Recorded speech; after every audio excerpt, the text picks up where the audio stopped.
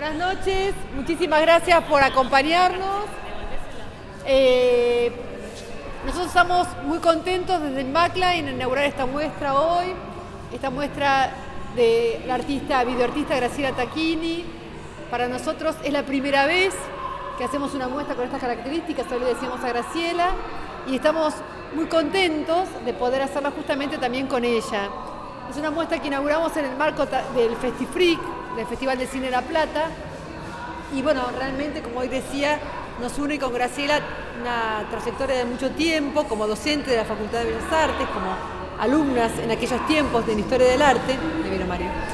Y es una doble alegría entonces arrancar una etapa nueva en el museo con obra justamente de Graciela, tan importante para la historia del videoarte en Argentina.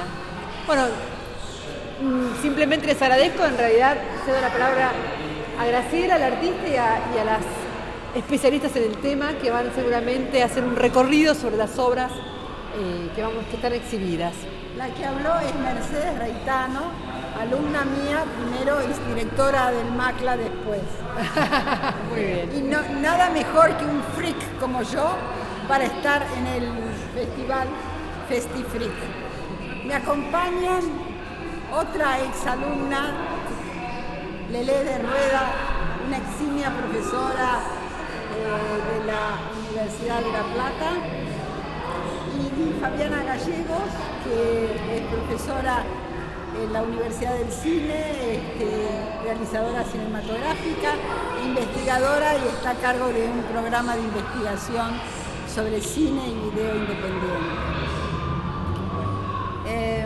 Bueno, la idea es no hacer una mesa redonda, sino hacer un recorrido por la obra, y estamos contaminados por los sonidos y por las imágenes de mi obra.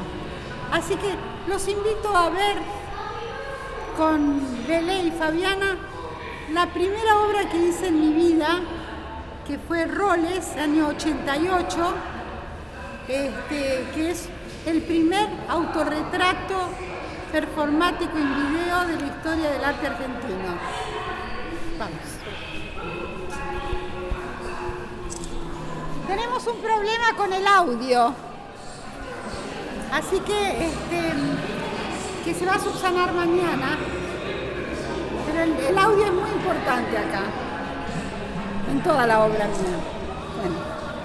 Bueno, hola. Fabiana. ¿Qué tal? Sí, es importante justamente lo que decía en el audio. Me interesaría ir desglosando algunas cosas y después ir preguntándole algunas cosas en relación a lo que vamos a ir viendo.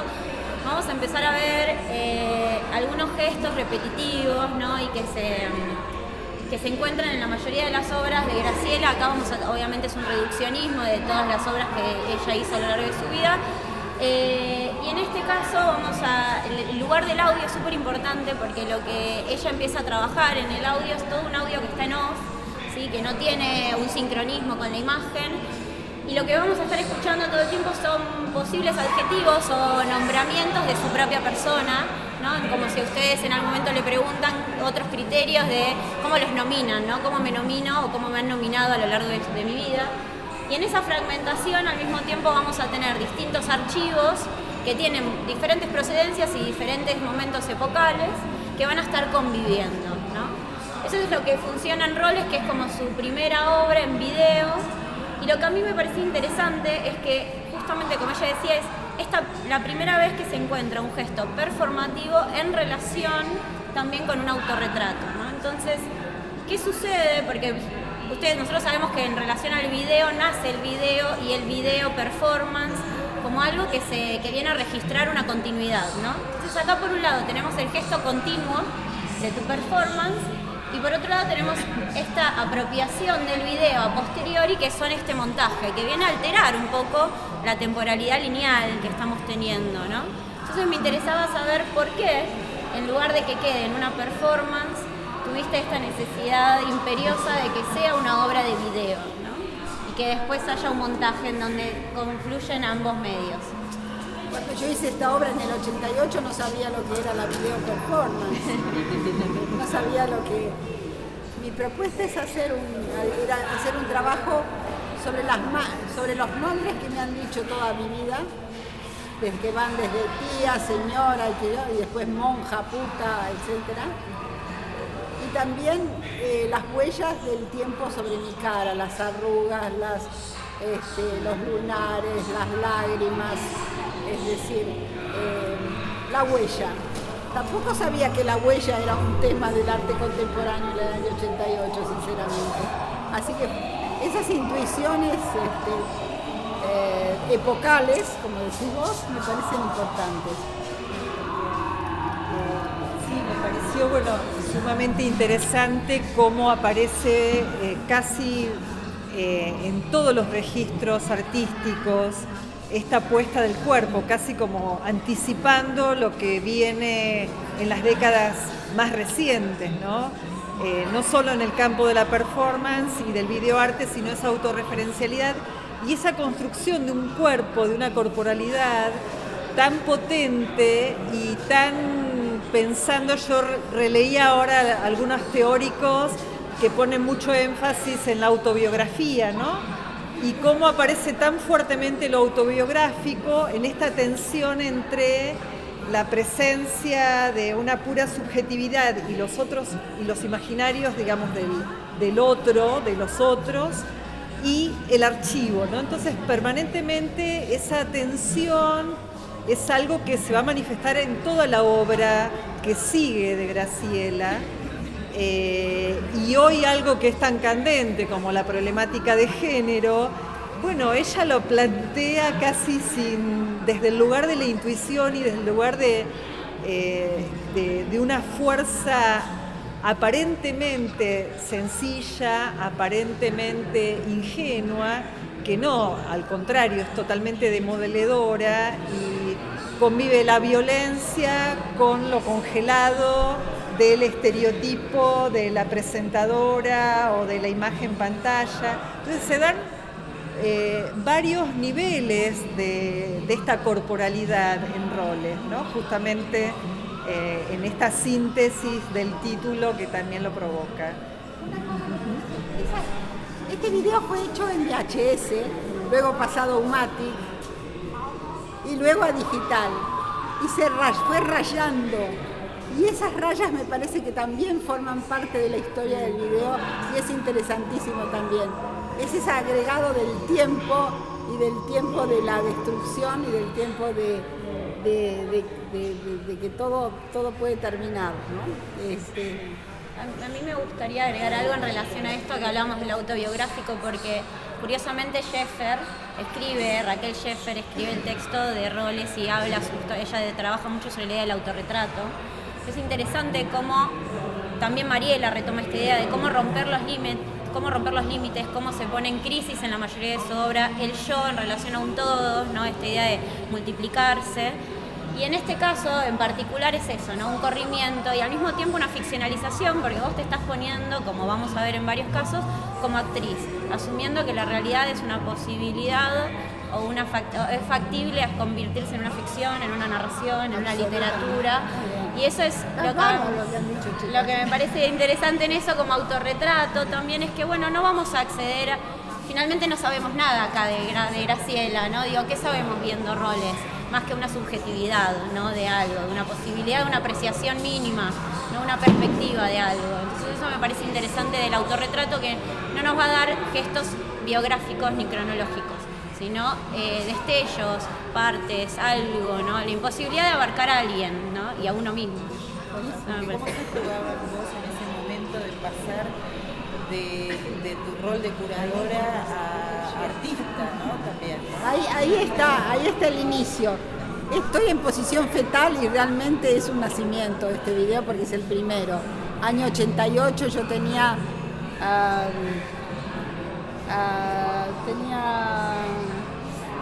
47 años. Es decir, es un nacimiento re tardío. Por un lado, soy re vanguardista porque estoy imponiendo el cuerpo, la huella, todas unas cosas del arte contemporáneo, pero lo estoy haciendo a los 40 y pico de años. Siempre me he preguntado en mi catálogo, ¿adelanto o atraso?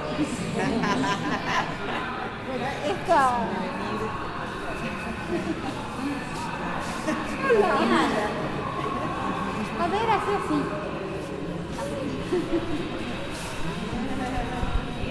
Esta obra se llama Fin del Mundo y se hizo para una muestra en una galería. ¿Se acuerdan cuando se decía que venía el fin del mundo? Y fue el eje temático era el fin del mundo. Y yo pensé, ¿el fin del mundo? Yo soy la que estoy más cerca. Y además, lo primero que hice cuando terminé este video se lo mandé a mi profesor de barroco, Héctor Esquenone,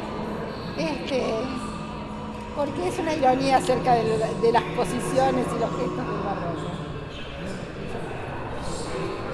Para mí, en este caso, me interesaba pensar esto, ¿no? Tenemos Mariela, de alguna manera, la curadora, no es justamente un gesto azaroso que tengamos un principio y una imposible lógica de final tan cerca. De hecho, bueno, después todo esto podría ser un intersticio, ¿no? Entre 1888 y 2012, 2011, cuando sucede el fin del mundo, ¿no?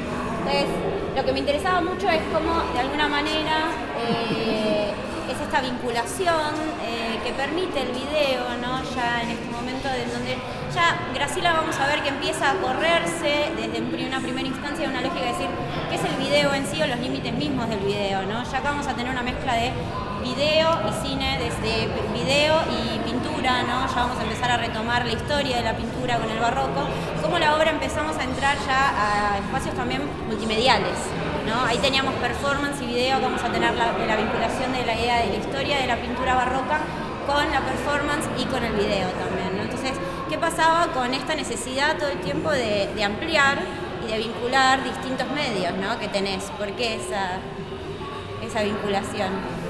Y porque estudié historia del arte y porque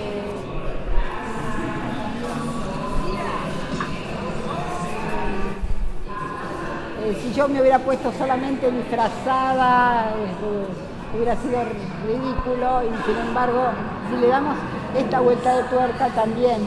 Pero para mí también tiene que ver con lo aéreo, con lo exterior y el encierro, porque constantemente también está esa otra obsesión en mí, ¿no? Esa dicotomía del encierro. El uso de distintos lenguajes, bueno, me parece que me viene de mi formación. Otra cosa no se me ocurre. ¿Dónde vamos ahora? No, hay ¿vos querés agregar algo? No, nada que parece como una obsesión capaz que desde los historiadores del arte que te seguimos, ¿no? Como esos juegos de intermediales que tienen que ver con convergencias y a la vez disparar estos encuentros, estos diálogos más citados, más alusivos entre lo pictórico y lo videasta, digamos, en el plano de la simulación, en el plano de lo barroco, y acá donde lo autobiográfico también tiene que ver porque hay como un componente, hay una estética barroca que la tenés muy internalizada también, con todo el respeto, digamos, que merece esto, ¿no? Pero, digamos, con este juego de ilusionismo, con ese juego de... Bueno, acá también algunas citas históricas. Sí, totalmente, Sí. totalmente, ¿no? Yo destacaba en general en el conjunto permanentemente este juego de la inter y transmedialidad, ¿no? Este juego con las citas y las apropiaciones, no totales sino fragmentarias, que invitan a que permanentemente estemos en guardia, ¿no? Tratando de ir más allá, tratando de enlazar junto con ella, conocer, ¿no? Nos permite y nos lleva, nos deriva a la historia del arte, nos deriva a la historia del cine, al video. Agregaría también la ironía. Eso te iba a preguntar, ¿por qué? Claro. Me río de mí misma, claro. La misma ironía que está en Rosa, la misma ironía que está en lo sublime banal, es una característica personal que es la que, digamos, estoy en lo sublime del barroco, de Murillo, de los santos místicos, de la mística, pero la llevo a un terreno material y al final termino comunicándome directamente con el espectador. Acá no soy irónica, No. En esta, según dicen, es mi obra más poética, ¿no? Pero bueno, vamos, Bueno, ¿a dónde vamos? Donde quieras. Donde quieran ustedes. a ver. ¿Seguimos con pintura? Sí. Bueno. Yo nací en 1941. En la misma época que fue pintar. Yo fui a Nueva York y vi en una muestra en el Guggenheim que se llamaba The Forties. Y ahí vi un pequeño, junto con los Tupperwares que fueron inventados en los 40, vi un pequeñísimo cuadro que me fascinó, que es El mundo de Cristina, de Andrew White. O Huicho, no sé cómo se pronuncia. Y no le puse al video El mundo de Cristina porque todos iban a pensar en Kirchner. Es el mundo de, porque es el mundo de Graciela. Ahí no pongo el cuerpo, sino que utilizo una actriz, una cineasta chilena que estuve por casa y me hizo. Esa es la ventana de mi casa actual, donde se ve la casa donde nací y viví 40 años, detrás de la iglesia. En Caballito. ¿Viniste? Me acuerdo cuando decía tu casa. Claro, muy bien. Yo a la tuya. No, pero me interesaba mucho la potencia del nombre, ¿no? Porque el tener que poner un nombre de por sí, estamos muy acostumbrados por ahí a encontrar sin títulos, ¿no? Y en varios de tus obras se resignifica mucho el espacio del título. En este caso es el mundo de y puntos suspensivos. Y es muy interesante porque en esta obra que es potentemente autobiográfica, inclusive desde la arquitectura y de la espacialidad, vos no estás. ¿No? Que eso yo me preguntaba, ¿por qué no estás? ¿No? Y jugás de nuevo con esta doble representación o triple representación, ¿no? En donde pones una actriz un poco jugando en ese espacio tuyo y propio, autónomo, viendo ese otro lugar, y aparte jugás con la idea también del abismo en relación a un cuadro, ¿no? Y esa otra mujer que vuelve de alguna manera a resignificar este espacio de las mujeres que habitan espacios, que ven la melancolía. Por eso antes decíamos, quizás esta es la obra más melancólica o más poética que vamos a tener en este caso en la exposición de Graciela, y lo que me parece muy bueno que recién decíamos cómo está instalada, porque está instalada de nuevo replicando la idea del encuadre rectangular, que un poco es su ventana, que un poco también es esta postal. Entonces, ¿qué pasa con esta idea de la perspectiva, ¿no? Porque vos me contaste, porque es muy curioso que vos elegiste esta casa también porque tenías esa postal, ¿no? Diaria y cotidiana, que era ver, de repente tenías ese fondo que era... Sí, ver ese toldo verde, esa es la casa donde yo nací. Y yo veía la iglesia y el jardín del colegio desde el otro lado. Interesante esa idea de la postal también. Cuando yo me separo y tengo que buscar un departamento para sentirme sola, felizmente sola, Bueno. veo esa casa que en realidad era muy chica, pero dije, con esta vista me la compro. Claro. Es que ahí es interesante, ¿no? Porque ¿cuál es el valor de la postal? ¿No? Que es el valor de estandarizar una imagen, ¿no? Que de alguna manera vos empezás, digamos, tenés ese canon de imagen hacia tu vida, Estandariza, ¿no? la imagen, pero a la vez la postal y de alguna manera la obra con este desdoblamiento lo sitúa en un recuerdo muy fuerte, ¿no? El lugar de la memoria, algún tipo de memoria, La memoria es importante. alguna pequeña historia, y que me parece también interesante ese punto de vista, al no estar, ella se sitúa y nos sitúa a nosotros en ese recuerdo. Me parece que ahí Imagínate actúa que cuando esa- alguien ve este video, no sabe nada de toda esta historia. Claro. Pero igualmente lo Pero hay un atrapa, gesto. y hay el gesto, la caricia de la ventana, qué sé yo, algo La hay. luz. La luz. ¿no? La paleta en general Gracias que a lográs. Daniela Mutis, Ay, sí. maravillosa artista. Muy interesante Bueno. el trabajo de las transparencias que prolongan. Exacto. Es que para mí es eso, son capas, capas de encuadres que se van repitiendo y que directamente aluden quizás a un otro yo que puede ser vos o cualquiera, ¿no? Y volvemos de nuevo a este espacio de lo múltiple, ¿no? ¿A dónde vamos ahora? A donde quieras. Vamos allá, a lo sublime.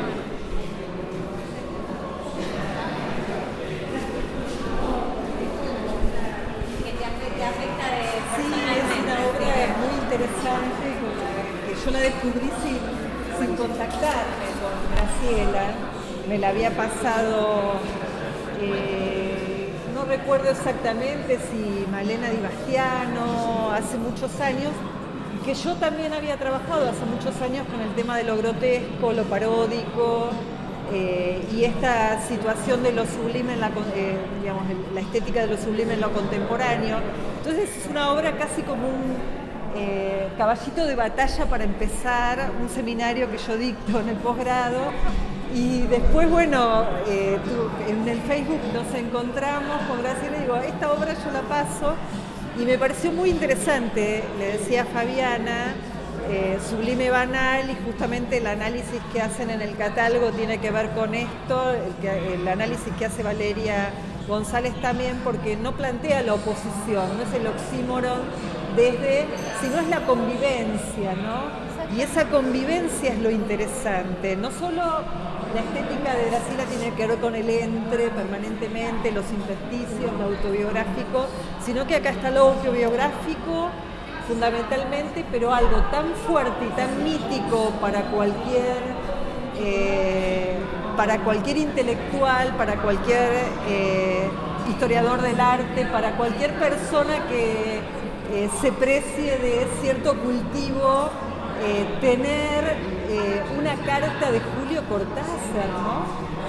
Una postal, un relato, 2 postales de Cortázar. Entonces hay como un juego justamente entre la ironía, y a la vez la afectación, ¿no?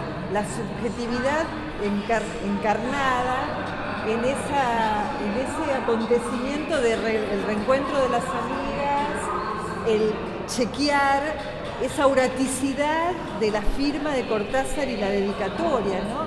Y a la vez se desauratiza todo y también tiene esta fuerza de lo subjetivo y lo amoroso que es preparar un postre tan rico, por otra parte, ¿no? Este video ganó, tan rico. Este video ganó Video Brasil. Y el jurado me dijo, ¿sabes lo que me pasó? Que tuve que ir a un abierto 24 horas y comprarme brownie, helado y crema, todo, porque me moría por comer ese postre. Esto es el recuerdo de un encuentro con Cortázar en París en el año 71 y las 2 amigas se reúnen en la cocina, un lugar donde las mujeres no hablan de estas cosas. En ese sentido es revolucionario, ¿no? Y una vez en un festival en Estados Unidos se vio eso, como qué original que se traten de estos temas. Y es sobre la memoria, y yo lo hice para el canal Ciudad Abierta y salió muy largo. Y bueno, lo mandé a Video Brasil y ganó. Y bueno, lo sublime banal, ¿quién lo decía? Hay un famoso filósofo, creo que es polaco, Zielinski, que de él extractó la idea de lo sublime banal, ¿no? Así que es... Y a la camarógrafa le dije, mira, es también un plano secuencia, y le dije, mira, filmalo como si fuera que estás batiendo una crema. Toda esa idea del círculo, ¿no? Entonces, el texto de Farina es muy bueno, el que era mi marido, que habla de esa unión de París, Buenos Aires, que se da en un momento mágico entre las 2 amigas. ¿Vamos? Sí, yo solo quería decir algo. Que me parece que a nivel imagen es muy potente esto también de lo sublime banal en relación a posibilidades opuestas del campo y el fuera de campo, ¿no? Porque al fin y al cabo nunca se conforman los personajes del todo. Hablan de Felicitas, de Graciela, pero siempre estamos más en el gesto y en el acto, más que en la construcción de los personajes. Sobre todo a mí, que le pedí que me escamoteara totalmente. Y esta circularidad de la crema, que por ahí parece muy banal, termina replicando mucho la idea de la circularidad en todos los sentidos, de las 2 tarjetas, la circularidad de las memorias, porque en lo interesante del diálogo, de este Spanglish que estaba ahí, ¿no? Y de que lo que se puede leer es que de alguna manera Graciela dice algo, Felicita se lo completa, se retrucan, alguien le dice no, eso no fue, la otra persona le dice eso. Entonces como el juego de la memoria al fin y al cabo es tan fortuito y tan azaroso y tan imposible de alguna manera de acercarse mediante lo que yo recuerdo, que el único documento como de casi le pongo la firma de que esto estuvo acá son las postales que tienen ambas, Y la única posibilidad de que funcionen es que estén las dos juntas, porque la misma lógica de cómo le escribe Cortázar, de cómo le firma, es que una se convalida con la otra, ¿no? Entonces le dice, no te Felicitas no te va a dejar mentir. Cortázar escribió, Felicitas se encontró en París con la bajo firmante, preguntarle a Graciela que no la dejara mentir. Y a Felicitas le puso, y a Graciela le puso, Graciela se encontró en París con Felicitas. ¡Ay, qué alegría! Preguntarle a Felicitas que no le dejara mentir. Entonces hizo esa circularidad tan cortasariana, ¿no? O ese batido de crema. O ese batido de limonio, crema batida. Bueno. Y está filmado como dogma, es decir, no importa si se ven los cables, si está oscuro, si está claro, es decir. Sí, y también interesante que es todo un plano secuencia de una convivencia, ¿no? De un estadio ahí, y que intentan recordar algo tan fragmentario, ¿no? Entonces es interesante, porque el diálogo es súper fragmentario y... Exactamente, se jugan todos esos tiempos, pero en un solo espacio, ¿no? Concreto, bien concreto. Sin cortes. Vamos a... Ahora a comer un brownie.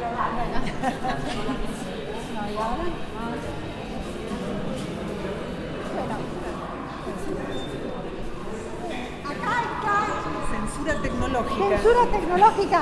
Aquí está Cadáveres, que es un video sobre Eva Perón, que es un recuerdo infantil. Yo fui a ver la ópera Rock Evita y estaba un recuerdo que yo había vivido a los 11 años, que había ido a ver una película, interrumpieron la película para decir que había muerto Eva Perón.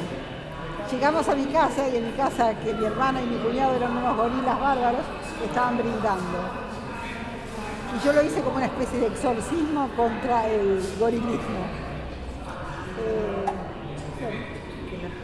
Y acá esta obra la hice con Natalia Russo presente.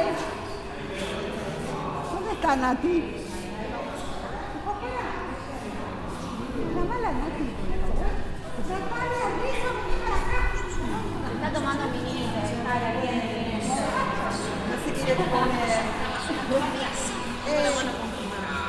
Les presento a Natalia Rizzo, una gran artista que trabajó conmigo haciendo esta obra.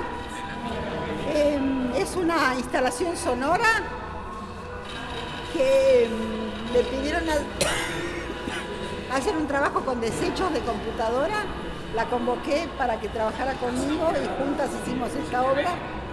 Y lo interesante es que yo me estaba jubilando y ella me recuerda que me había roto el año anterior el brazo. Entonces lo armé como si fuera un culebrón. Es un diálogo entre una mujer, la máquina que está deshecha, y el usuario que la trata de ayudar. No soy una basura. No soy una basura. Sos única.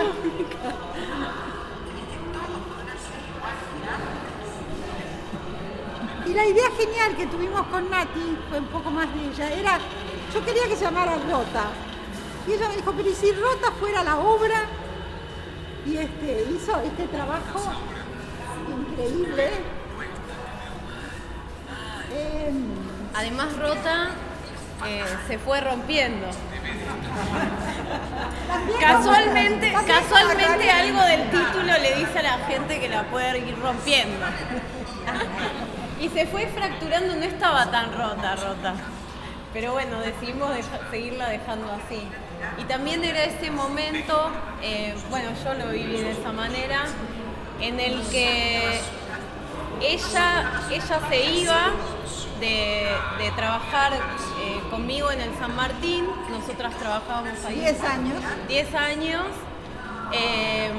Era algo incierto mi futuro en ese lugar, si se iba Graciela, pero también sucedía esto de un poco como qué pasa luego de que uno deja de trabajar en un espacio donde tiene cierta visibilidad. Por supuesto que ella siguió por todos lados, incluso en el mismísimo San Martín, pero también era esta cuestión de los últimos minutos dentro de ese trabajo y qué iba a pasar con dejar eso, ¿no? Cómo ella se veía o ironizaba más que nada con respecto a que todavía servía. ¿Por qué se iba a jubilar? Si todavía servía, ¿no? ¡Ay, qué suerte! Ahora estoy yo. Claro, esta idea de culebrón, de relación amorosa entre el usuario, también está hablando de la obsolescencia, ¿no? Cómo ella, con esos desechos de computadora, lo puede convertir en belleza pura, en espectacularidad, ¿no? Vinieron alumnos vinieron alumnos de diseño, de gráfica, ¿cómo se llama? De caligrafía, ¿cómo se llama la materia? No me acuerdo. No, tipografía, impresionados de lo que se puede hacer. Así que yo pienso que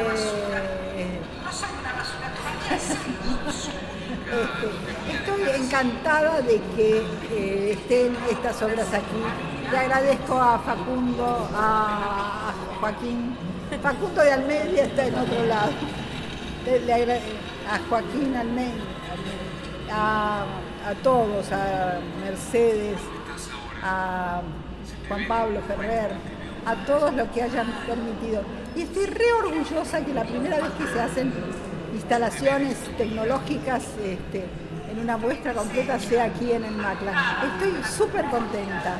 Y estoy súper contenta que mi obra esté en manos de Mariela Cantú, de Fabiana Gallego, de Lelé, de Mercedes, porque lo que yo le decía recién a Lelé es que quiero que mi obra siga un poco viva, a pesar de todo, que pueda prolongarse en el tiempo.